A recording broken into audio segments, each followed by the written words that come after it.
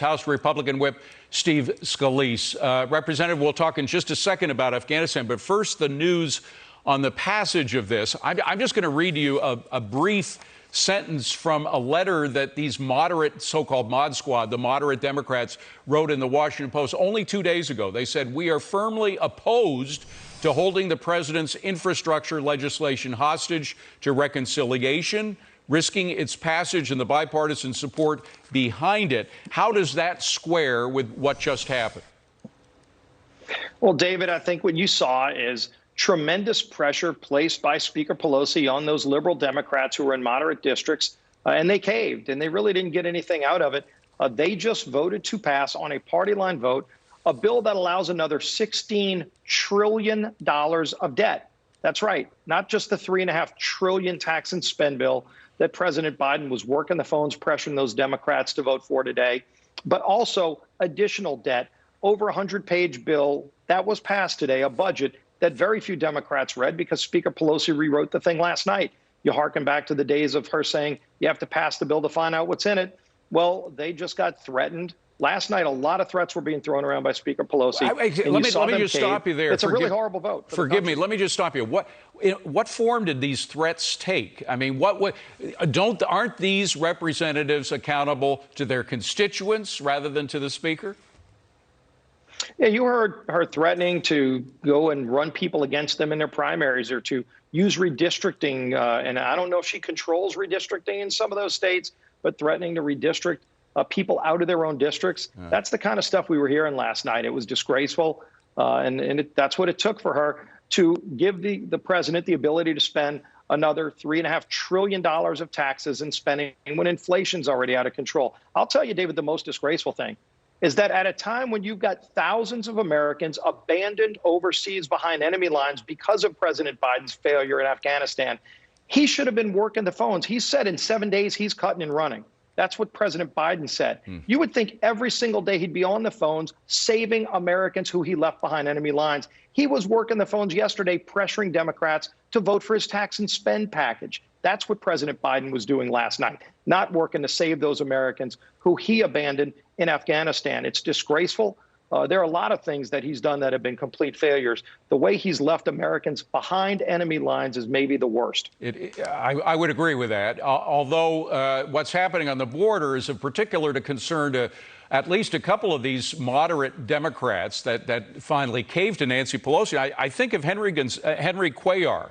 Henry Cuellar has stood out as one of the few Democrats to really oppose the standards for what's happening at the border, and yet hidden in this $3.5 trillion or whatever it's going to be bill is $107 billion for essentially giving green cards to immigrants who will jump ahead of all of the immigrants who've been trying to do so legally. How does Henry Cuellar explain that to his Texas constituents?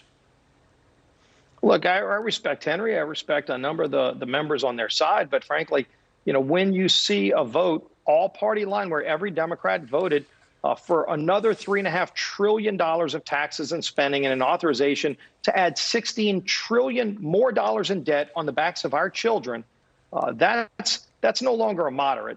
You're either a liberal or a socialist in their party right now.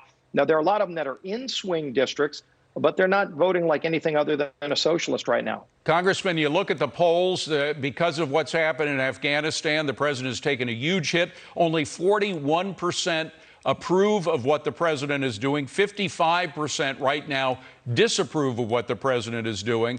I'm just wondering if those kind of numbers aren't going to scare enough Democrats, perhaps not in the House since they caved, but maybe in the Senate, people like Senator Manchin, Senator Sinema.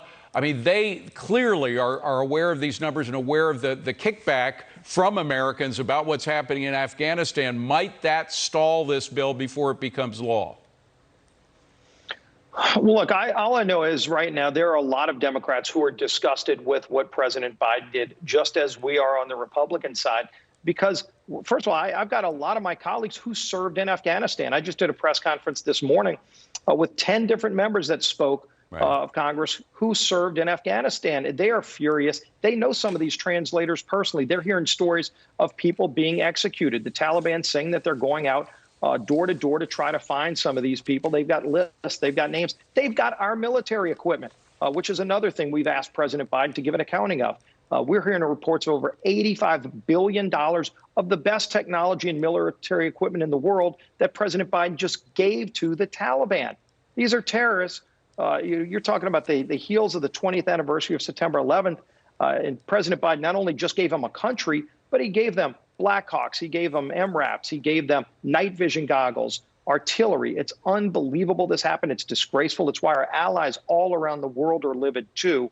This president is an international embarrassment in the way he carried this out. You know, I have to mention something that happened. It's sort of tangential to these issues, but it happened over the weekend. We had former CIA Director Michael Hayden retweeting out a deeply disturbing picture that showed Trump voters equating them with Taliban. Their Taliban, our Taliban. That's essentially saying that about half of this country are terrorists. What does that say about the CIA, that the former director of the CIA would equate half of America with the Taliban?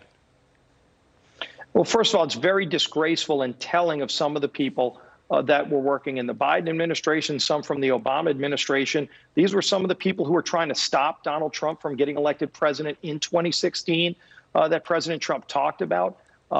Frankly, some of these people are still advising President Biden. They all ought to resign in disgrace if they had any shame. Unfortunately, I don't think they do. The fact that they can't tell the difference, they don't know what a terrorist is. They just gave terrorists a country. Right. And by the way, that country's right next to Pakistan, who has nuclear weapons. Look at what our enemies around the world must be thinking. What's China thinking when they look at Taiwan right now?